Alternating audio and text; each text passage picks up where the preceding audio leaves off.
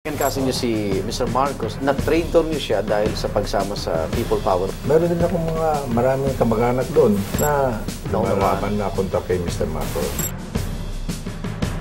Including my own uncle who is a veteran of Bataan Corridor.